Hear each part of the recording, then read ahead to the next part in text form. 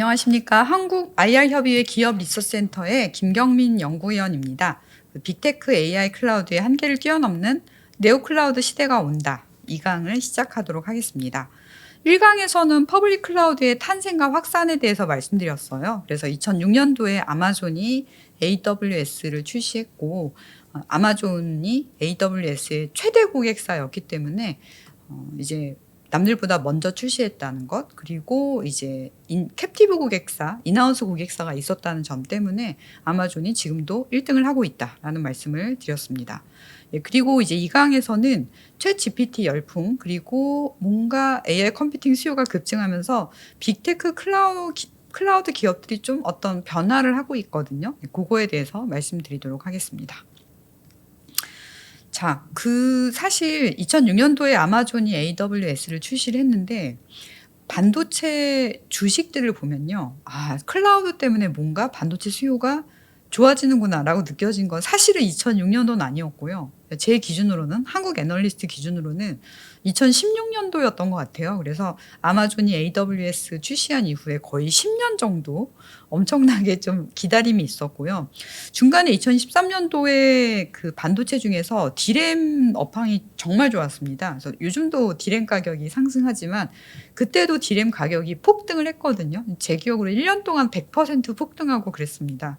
그런데 그때는 뭔가 이런 뭐 데이터 센터, 뭐 서버, 이런 그런 서버 디램이 아닌 PC 디램 가격이 폭등의 주역이었고, 그리고 그 당시엔 좀 다른 이벤트가 있었어요. 2013년도 9월 4일에 SK 하이닉스의 해외 공장 중에 중국 우시에 있는 공장에서 화재 사고가 발생했습니다. 그래서 이런 약간 커머더티 라이크한 그 반도체에서 그런 이벤트가 생기면은 이거는 공급 부족하다, 쇼티지다라는 이제 어떤 그런 우려가 생각나면 이게 주가엔 되게 좋은 거죠.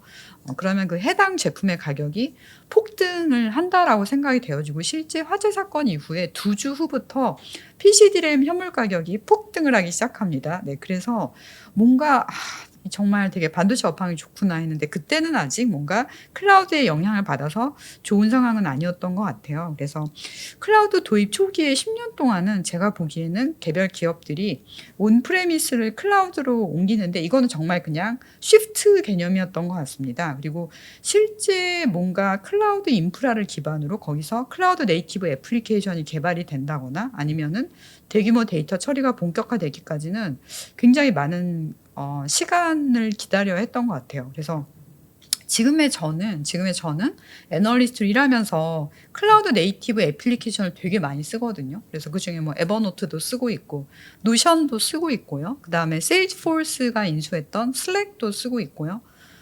그리고 뭐 감마 AI 같은 경우도 클라우드 기반으로 쓰고 있고, 기본적으로 굉장히 많은 이런 네이티브 애플리케이션들을 쓰고 있는데, 그전에는 저도 옛날 뭐 20 몇 년 전 신입사원 때는 뭐 심지어 제 PC가 인터넷에 연결이 안 되어 있었던 것 같은데 그래도 아무 이상 없이 컴퓨터를 사용했던 기억이 납니다. 그래서 정말 뭔가 특히 한국의 반도체 주식의 입장에서 클라우드 컴퓨팅 때문에 정말 수요가 좋고 반도체 업황이 좋구나라고 느낀 거는 사실은 2006년 이후에 10년 정도 걸렸다라는 말씀을 드리고 싶습니다. 그리고 중간에 그 2013년도에 디램 가격이 폭등하면서 반도체 업황이 좋아지니까 그러니까 이게 이제 사실 저희가 제품 가격이 폭등하면은 최종 소비자 입장에선 안 좋아라고 생각할 수 있는데, 주식 시장에서는 그 제품을 공급하는 회사들은 주가가 많이 올라요. 그런데 사실 이렇게 그 제품 가격이 오르다 보니까 다들 생산을 늘리려고 하겠죠. 그래서 원래는 이제 그 디램을 공급하던 회사 중에 SK 하이닉스가 2012년 3분기까지 분기 적자였습니다. 그런데 2012년 4분기에 분기 흑자가 되었죠. 분기 흑자가 된 상태에서 이제 모든 어떤 우연스러운 일이 또 겹쳤는데요. 원래 SK 하이닉스가 미국의 그 이제 반도체 무형자산 기업인 램버스와 소송 중이었는데 그게 또 2013년에 마무리가 됩니다. 그래서 저도 이제 얼마 전에 미국을 방문해서 램버스 직원을 만났는데, 제가 옛날 10몇 년 전에 소송했던 거 기억하시냐 했더니 now they become friends라고 그냥 딱 웃으면서 얘기하시더라고요. 그래서 그 이제 소송 상대방과 관계가 좋아지니까 생산을 늘릴 여력이 생겼죠. 그래서 뭔가 2013년도에 디램 이제 PC 디램 가격이 폭등하면서 디램 공급사 입장에선 굉장히 이제 정말 기분이 좋은 상황이었는데 거기서 또 생산량을 늘려야겠다 해서 또 생산량이 늘어나니까 또 가격이 떨어지고 이런 이벤트가 있었습니다. 그래서 이때부터 2016년까지도 뭔가 클라우드 때문에 좋다라고 말하기가 좀 그때는 쉽지 않았던 것 같아요. 그래서 저도 제가 그때 2014년도에 인덱스 자료를 쓰면서 클라우드 컴퓨팅 때문에 반도체 업황이 좋아진다라고 썼는데 저도 쓰면서 약간 좀 머리를 긁적긁적하면서 좀 자신 없게 썼던 기억이 있습니다. 그리고 이제 인공지능 시대의 메모리 반도체가 주목받기 시작하면서 이 디램 시장에서 HBM이란 단어가 엄청나게 이제 뉴스에 등장했잖아요. 그런데 이것도 참 재미있는 게요. 2012년, 2013년에도 HBM이란 기술이 존재했습니다. 그래서 저도 아직도 기억이 나는 게 2013년도에 HBM 또는 HBM을 패키징하는 기술 중에 TSV라고 있잖아요. 트루실리콘 비아라고 하는데 그 TSV에 대해서 공부하기 위해서 모 대학교 모 교수님의 특강을 또 일부러 찾아가서 듣습니다. 그런데 그때 그 HBM이니 TSV니 했던 것들이 사실은 2010년 초반부터 연구 개발이 진행되고 있었고 그리고 반도체 표준화 기구에서도 표준을 채택하기도 했는데 그 당시에는 이 기술들에 대한 평가가 뭐였냐면은 뭔가 그 이제 GPU라고 하는 비메모리 반도체의 성능 향상을 도와주는 틈새 기술 정도였지 이게 뭔가 이제 요즘식으로 표현하면 대세가 된다라고는 생각 안 했던 것 같아요. 그래서 그 이후로 몇 년 동안 저도 제가 뭐 SK 하이닉스나 삼성전자에 기업 탐방을 가거나 미팅하면서 요 HBM 관련돼서 여쭤봤을 때 매출 비중이 너무너무 작아서 신경 안 쓰셔도 된다. 이런 답변을 들었던 기억도 납니다. 그래서 결론은 이게 클라우드 컴퓨팅이든 아니면 인공지능이든 뭐 HBM이든 TSV든 뭐든 간에 어떤 기술이 세상에 나와서 뭔가 표준으로 자리 잡고 확산되고 이러는데 1-2년이 아니라 굉장히 오랜 시간이 걸리고요. 그래서 클라우드 같은 경우도 반도체 애널리스트 입장에서 실제 한국 반도체 주식에 정말 클라우드가 긍정적 영향을 끼친 거는 처음에 2006년도에 AWS 시작되고 나서 10년 정도 걸렸던 것 같고요. HBM, TSV도 제 기준으로는 2013년부터 관심이 있었는데 실제 시장에서 폭발적으로 반응하는구나라고 느꼈던 거는 그로부터 10년 후인 2023년 5월이었습니다. 그래서 뭔가 그 기술 혁신과 시장 수요 또는 주가 반영 사이에 시간차가 있다라는 말씀을 드리고 싶었습니다. 그 이제 HBM 얘기를 잠깐 드릴게요. 어차피 다 이제 인공지능하고 연관이 있으니까요. 이제 HBM이 그 GPU라고 하는 그래픽 프로세싱 유닛을 위해서 작동을 하다 보니까 뭔가 이제 이거는 다 데이터 센터에 쓰이는 거다 해서 많은 분들이 또 서버 디램을 알고 계신데 원래 엄밀히 말하면 HBM은 디램 중에 그래픽 디램에 가깝다고 볼 수 있는 것 같고요. HBM은 사실 이제 GPU나 아니면 이제 AI 가속기에 직접 붙죠. 그래서 사실 저희가 서버도 일반 서버와 AI 서버가 있는데 가속기가 있는 서버를 AI 서버라고 많이 합니다. 그렇게 부르는데 이제 그런 상황에서 HBM이 많이 쓰이기 때문에 뭔가 HBM이 서버 디램이다라고 생각할 수 있겠지만 처음에 HBM이 나왔을 때 HBM은 그래픽 디램으로 분류가 됐었습니다. 그래서 역시 HBM도 인공지능 시대가 되면서 HBM에 대한 사람들의 인식이 많이 바뀐 그런 기술이다라고 할 수 있겠습니다. 그래서 제가 아까 그 HBM이라는 단어가 나오고 나서 주가가 반응할 때까지 10년 넘게 걸렸다고 했는데요. 그 구글 트렌드에서 HBM이란 단어를 찾아볼 수 있어요. 근데 이제 구글 트렌드를 한글 버전으로 보면은 이게 다 번역이 되기 때문에 HBM이 이제 고대역 폭 메모리잖아요. 하이 밴드위드스 메모리잖아요. 그래서 그냥 고대역 메모리라고 나오는데 요거를 찾아보면은 거의 한 2023년 1월 1일까지도 시간 흐름에 따른 관심도가 매우 낮았죠. 거의 없다가 갑자기 폭등합니다. 그래서 아마 이때는 HBM 고대역폭 메모리 그다음에 뭐 GPU, 엔비디아, SK 하이닉스 이런 키워드들에 대한 관심이 확 이제 높아진 시기다라고 볼 수 있고 다만 이제 그런 일이 일어날 때까지 10년 이상 걸렸다라는 말씀을 드리고 싶습니다.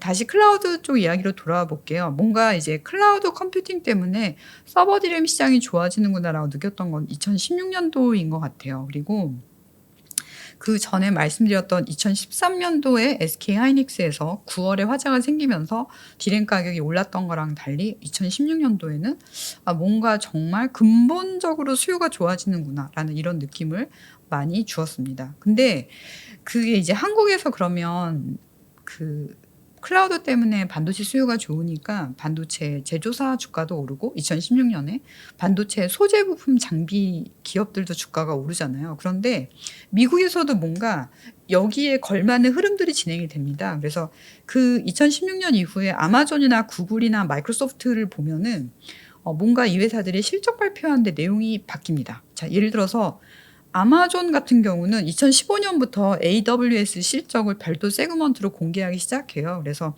별도 세그먼트로 공개한다는 거는 그 부분에서 매출이 계속 꾸준히 나온다 또는 증가한다라는 의미고요. 마이크로소프트도 2016년도부터, 그러니까 마이크로소프트가 CEO가 바뀐 게 2014년이잖아요. 즉 그 스티브 발머에서 이제 사티아 나델라로 CEO가 바뀌고 나서 2016년 회계연도죠. 네, 회계연도는 또 한국처럼 1월부터 12월이 아니라 미국 기업들은 좀 많이 다른데요. 2015년 9월 발표 기준으로 이제 세그멘테이션을 달리합니다. 그래서 이제 그 매출을 Productivity and Business Processes, 인텔리전트 클라우드에서 요 클라우드라는 단어가 들어가고요. 그다음에 more personal computing 이렇게 세 가지로 구분하는데 그중에 이제 인텔리전트 클라우드에 아마 마이크로소프트의 Azure 클라우드 서비스가 포함돼서 발표가 된 것으로 그렇게 추정이 되고요. 구글 같은 경우는 조금 뒤늦게 2020년부터 구글 클라우드를 별도 세그먼트로 분리해서 실적을 발표하기 시작합니다. 그래서 즉 다시 이제 앞으로 돌아가 보면 2006년도에 아마존이 AWS를 서비스를 시작을 했고 실제 10년 후에 한국 기준으로 뭔가 클라우드 때문에 정말 서버 디램 수요가 좋구나라는 걸 알게 됐고요. 그 시기에 보면 아마존이나 마이크로소프트나 구글도 실적 발표할 때 요 클라우드 관련된 부분들을, 요 사업들을 별도의 그 매출 브레이크다운으로 발표를 하기 시작합니다. 자, 사실 이제 이 이후로 계속 좋았으면 참 좋았을 텐데 그렇지 않죠. 2016년, 2017년까지 정말 업황이 좋았고 저도 이제 그때도 반도체 애널리스트를 일하면서 되게 행복했던 것 같아요. 정말 엄청나게 많이 불려다니고 그랬던 것 같습니다. 이제 애널리스트로 일하는 거가 되게 기분이 좋았던 것 같아요. 네, 좋았던 것 같고요. 그러다가 이제 2018년도에 엄청난 혹한이 찾아오죠. 가장 큰 이유는 미중 무역 분쟁 때문이었고요. 이제 사실 현재 저도 그렇지만 대부분의 애널리스트 분들이 중고등학교 때 또는 대학교 때 자유무역에 대해서 이제 이론적으로 배운 분들이 많아요. 그래서 사실 저도 제가 애널리스트가 처음 됐을 때 자유무역을 전제로 하고 수요 공급에 차질이 없다라고 생각을 하고 분석을 하는데 이제 이런 뭔가 근본적인 가치관이 바뀌었죠. 2018년도에 미중 무역 분쟁이 어마어마했고 사실 전조가 있었습니다. 그 전에 몇 년 전에 미국의 반도체 회사인 퀄컴이 중국에서 갑자기 이유 없이 크게 잘못한 것 같지도 않은데 1조 원 이상 벌금을 내야 된다. 그런 조치가 있기도 했어요. 그래서 뭔가 미중 무역 분쟁 관련된 것들이 조금씩 이렇게 드러나고 있다가 2018년도에 엄청나게 표면화되면서 당연히 이렇게 뭔가 몇십 년간 사람들이 갖고 있던 가치관을 흔드는 일이 생기면 어떻게 될까요? 네. 업황이 안 좋아집니다. 그래서 2018년부터 2019년까지 업황이 굉장히 안 좋았던 것 같습니다. 그러다가 클라우드 수요가 정말 좋아지게 된 계기는 어떻게 보면 또 인류의 역사에서 블랙스완에 해당되는 코로나 팬데믹이었습니다. 그래서 사실 코로나 팬데믹이 주식시장에서 크게 영향 끼친 거는 2020년 1월 말이거든요. 벌써 5년도 더 된 것 같아요. 그런데 초기에는 다들 두려움이 많았습니다. 그리고 대부분의 반도체 회사들이 특히 미국의 아날로그 반도체 회사들이 단 한 회사를 제외하고는 다 가동률을 낮추겠다고 얘기했어요. 세상이 어떻게 돌아갈지 모르니까요. 그런데 갑자기 다 이제 집콕 라이프로 살게 되니까 클라우드 기반의 화상회의, 협업 도구 그리고 원격 접속 솔루션에 대한 수요가 폭발적으로 증가합니다. 그래서 사실 그전에도 물론 마이크로소프트 팀즈라는 게 있었고 구글 미시라는 게 있었고 줌이라는 게 있었고 웹엑스라는 게 있었는데 그냥 그런 걸 어쩌다 한 번 정도 써봤던 사람들이 이런 것들을 정말 많이 쓰게 됐죠. 그래서 팬데믹이라는 블랙스완이 나타나는데 오히려 이것 때문에 클라우드 컴퓨팅 수요가 또 어마어마하게 늘어나게 됩니다. 그래서 다시 2013년도 이제 반도체 관점에서 뒤돌아보면요. 2006년도에 AWS가 출시가 됐는데 아직 2013년까지는 클라우드 때문에 반도체 수요가 좋다 이런 건 느끼기 어려웠고요. 정말 클라우드 투자 붐 때문에 반도체가 좋다라고 느낀 건 2016년, 17년도였는데 다시 2018년도에 미중 무역 분쟁으로 침체를 겪었고 그래서 정말 너무 안 좋아라고 생각했는데 인류 역사의 블랙스완이라고 불릴 수 있는 코로나 팬데믹이 생기면서 다시 디지털 전환이 엄청나게 가속화되면서 클라우드 수요가 좋아집니다. 자, 이러다가 팬데믹이 엔데믹으로 바뀌었을 때 어떻게 됐을까요? 네, 반도체 관련 지표들이 정말 안 좋아졌습니다. 그래서 2023년도에 많은 반도체 기업들이 실적이 부진했는데요. 그때 당시 개별 반도체 기업의 뭐 실적이라던가 아니면 수출 데이터 보면은 저도 제 기억으로 반도체 애널리스트로 일하고 나서 처음으로 본 안 좋은 숫자들이 2023년도에 정말 많았던 것 같습니다. 그래서 사실 2023년도에 반도체 업황이 안 좋았으면 어쩌면 그게 이제 2024년 그리고 올해까지도 계속 이어질 수도 있었겠죠. 그런데 정말 너무 다행히도 2022년도 하반기에 챗GPT라는 게 등장을 하면서 5일 만에 사용자 100만 명을 돌파를 합니다. 그래서 그 전에 뭐 넷플릭스나 아니면 페이스북이 그 100만 명 사용자 돌파한 것보다 훨씬 더 빠르게 돌파를 했고요. 예, 그리고 그때부터 정말 반도체 수요가 좋아지는구나. 특히 이제 인공지능 반도체 수요가 좋아지기 시작합니다.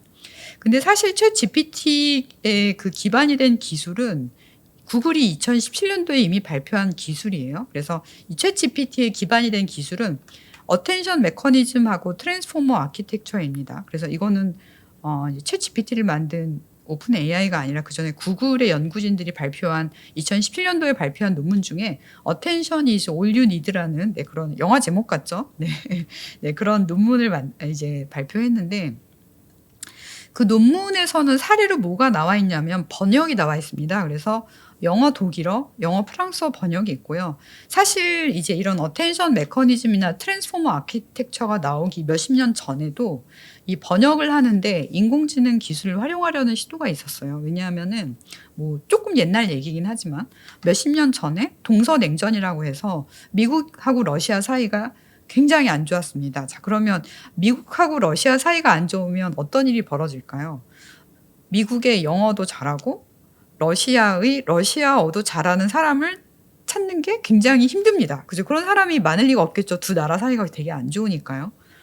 그런데 동서냉전이니까 또 영어도 잘하고 러시아어도 잘하는 사람에 대한 수요는 또 엄청나게 큰 거예요. 그래서 근데 이제 그런 사람이 별로 없으니까요. 그런 사람들에 대한 수요 대비 공급이 부족하니까 인공지능으로 이 문제를 해결해 볼까라는 좀 이슈가 있었습니다. 그래서 역시 그렇게 인공지능이 초기에 해결하려고 했던 문제 중에 하나가 영어 러시아어 번역인 것처럼 2017년에도 Attention is all you need라는 논문에서 이제 등장한 사례가 영어, 독일어, 영어, 프랑스어 번역인데요. 그전에는 신경망이라는 게 RNN이라는 순환 신경망이 있었습니다. 근데 이제 요거를 바꾸죠. 네, 바꿉니다. 바꾸면서 이제 어텐션 메커니즘이라는 게 도입이 되는데 이거는 뭐냐면 어떤 굉장히 긴 문장이 있습니다. 네, 긴 문장이 있는데 사실 기존의 이 RNN이라고 하는 순환 신경망은 긴 문장의 자연어 처리가 좀 잘 안 됐었어요. 근데 이 긴 문장이 뭐 이런 게 있습니다. 뭐 저는 어제 공원에서 만난 옛날 친구와 함께 영화를 보러 갔습니다. 그럼 사실 뭐 공원에서 만났다, 옛날 친구 이런 건 중요하지 않고 영화를 보러 간 게 되게 중요하잖아요. 그런데 이렇게 긴 문장을 읽을 때 주어인 저는, 나는 요거랑 그다음에 영화 보러 갔다. 이게 굉장히 중요한데 이 어텐션 메커니즘에 의하면 이렇게 중요한 단어들에 특별히 주의를 기울여서 문장의 핵심 의미를 파악을 합니다. 그래서 이렇게 하면 네, RNN보다 훨씬 좋다라는 게 이 논문의 주제예요. 논문의 주제인데 이 논문이 나오고 나서 실제 뭔가 이거를 이 기술을 대중들이 쓰기 편하게 만든 챗 GPT라는 게 오픈 AI가 이제 2022년에 발표를 했죠. 그래서 물론 그 전에도 GPT-2 시절도 있었다고 해요. 저는 개인적으로 GPT-2를 안 써봤는데 GPT-2를 써보신 분들이 간혹 제 주변에 있습니다. 근데 그때보다 GPT-3가 훨씬 좋아졌다라고 했고요. 그래서 사실 이게 어떤 기술을 처음부터 한 기업이 독점하는 게 아니라 대중화하는 데 기여한 기업들이 있잖아요. 그래서 예를 들어서 그 애플 컴퓨터의 굉장히 놀라운 기술 중에 하나가 그래픽 유저 인터페이스라는 거였습니다. 그래서 제가 고등학교 막 졸업하고 컴퓨터를 처음 이제 다룰 때만 해도 이제 검정색 도스 화면에서 어떤 명령어를 입력해야만 컴퓨터가 작동하는 그런 시대였는데, 애플이 이제 그런 것들이 아니라 뭔가 마우스로 클릭을 하고 이제 그런 것들을 만들었죠. 이제 그걸 그래픽 유저 인터페이스라고 하는데, 실제 그런 뭐 어떤 마우스를 클릭한다, 드래그한다, 이런 것들이, 그런 개념들, 그런 식으로 메뉴를 이용하는 개념들이 애플이 처음으로 만든 게 아니라 그 원조는 이제 복사기로 알려진 제록스라고 합니다. 제록스의 연구진들, 팔로알토 리서치 센터의 연구진들이 뭔가 지금 현재 우리가 쓰고 있는 뭐 아이콘이라던가 윈도우, 메뉴, 클릭하고 포인팅하고 뭐 드래그하는 이런 것들의 개념들을 발전시켰다고 해요. 다만 애플이 매킨토시 컴퓨터를 통해서 이걸 대중화시켰죠. 그래서 마찬가지로 이 인공지능의 역사, 클라우드의 역사를 봐도 그때 그 순간순간 그 기업이 최초의 기업이 아닌데 대중화에 크게 공헌한 기업들이 있다. 그래서 사실 저희가 챗 GPT는 오픈 AI 작품이라고 생각하지만 그 기반 기술은 원래 그 어텐션 메커니즘이고, 어텐션 메커니즘의 원조는 구글이다라는 말씀을 드리고 싶습니다. 이 논문은 다 영어로 돼 있긴 해요. 근데 첫 페이지랑 마지막 페이지는 그래도 읽을만 합니다. 그래서 네, 혹시 시간이 되시면 첫 페이지랑 마지막 페이지 읽는 걸 제가 추천을 드릴게요. 그래서 이제 오픈 AI의 챗 GPT가 엄청나게 성공한 다음에 자금 조달을 계속하죠. 그래서 그 자금 조달을 마이크로소프트가 도와주고 있고, 한편 오픈 AI를 다녔던 연구진들이 엔트로픽이라는 회사를 설립합니다. 그래서 엔트로픽은 남매가 설립했죠. 그 다리오 아모데이랑 다니엘라 아모데이라고 두 분인데, 엔트로픽이 챗 GPT와 경쟁할 수 있는 클로드라는 모델을 개발해서 지금 이제 클로드 소네트, 클로드 하이쿠, 그다음에 클로드 오퍼스를 공급을 하고 있고, 클로드 소네트는 글 쓰는데 엄청 최적화돼 있고요. 클로드 오퍼스는 저는 잘 안 쓰는데요. 코딩하시는 분들이 클로드 오퍼스 많이 쓴다고 합니다. 그래서 이 클로드를 만든 엔트로픽도 비상장 기업인데 이제 기업 가치가 엄청나죠. 그리고 이제 여기에는 구글하고 아마존하고 그다음에 세일즈포스 벤처스가 투자를 했습니다. 그래서 2025년 9월 기준 엔트로픽의 기업 가치가 1,830억 달러입니다. 이걸 원화로 환산하면 200조 원이 넘잖아요. 그래서 이쪽도 정말 엄청난 변화가 있다라는 말씀을 드리고 싶습니다. 그래서 이런 오픈 AI의 챗 GPT나 아니면 엔트로픽의 클로드를 저희가 보통 뭐 LLM 또는 Large Language 모델이라고 하는데, 사실 트랜스포머 모델이라고 부르는 게 조금 더 정확한 것 같아요. 그래서 원래 이제 GPT 자체에 보면 GPT의 T가 트랜스포머거든요. GPT가 이제 Generative Pre-trained Transformer인데 T가 바로 트랜스포머라는 단어를 품고 있습니다. 근데 이제 이런 트랜스포머 모델, LLM 또는 라지 랭귀지 모델을 훈련시키기 위해서는 엄청난 양의 GPU가 필요하고요. 그리고 이 모델의 크기가 커질수록 더 많은 GPU와 더 긴 훈련 시간이 요구됩니다. 저 같은 경우는 제가 뭐 과제임을 할 때 노트북 PC에서 뭐 데이터 뭐 17,000개, 6만 개, 7만 개 정도로 훈련해 보면요, 정말 시간 많이 걸릴 때는 4시간 정도 걸립니다. 근데 이 컴퓨터가 지금부터 훈련을 시작하는데 4시간 걸립니다라고 말해주지 않아요. 사실은 딱 뭔가 이제 코드를 입력하고 엔터 치는 순간에는 이게 언제 끝나나, 제발 좀 오전에 끝났으면 좋겠다 생각을 하고요. 그래서 4시간 만에 끝나고 다행이고, 근데 그 다음에 똑같이 또 훈련했는데 4시간 만에 안 끝나고 뭔가 영영 안 끝나는구나 해서 중간에 컴퓨터 꺼버리기도 합니다. 그래서 아무튼 저도 처음에 그런 데이터를 트레이닝 시키기 전까지는 제가 노트북을 샀는데 또는 데스크탑 PC를 쓰는데 GPU가 정말 좋아야 된다는 생각 별로 못 했거든요. 우리 GPU 좋은 거 쓰시는 분들은 우리 뭐 옆 팀에 뭐 영상 편집하는 우리 동료 직원분들, 그런 분들은 GPU 좋은 거 쓰셔도 되지만, 저처럼 일반 사무직 직원은 굳이 뭐 GPU 좋은 거 쓰면 되나? 뭐 아무거나 데스크탑이나 노트북 쓰면 되지라고 생각했는데, 이제 뭔가 저희가 빅데이터를 훈련을 시켜보면 GPU 좋은 거 써야 되는구나라는 거를 정말 체감을 하게 됩니다. 이제 트랜스포머 모델을 훈련할 때 엄청난 양의 GPU가 필요한 이유가 이제 여러 가지가 있는데, 이제 모델이 크기가 크다는 게 모델이 이제 사람처럼 눈에 보이는 게 아니잖아요. 그래서 이 모델의 크기를 나타내는 지표 중에 파라미터라고 있습니다. 그러니까 사실 파라미터란 단어가 뭐 인공지능이든 프로그래밍이든 되게 많이 등장하는데, 이 경우에 파라미터는 그 AI 모델이 학습할 때의 가중치를 의미해요. 그래서 사실 가중치라고 하면 너무 어렵고요. 저희가 그 수학에서 배웠던 1차 함수가 있잖아요.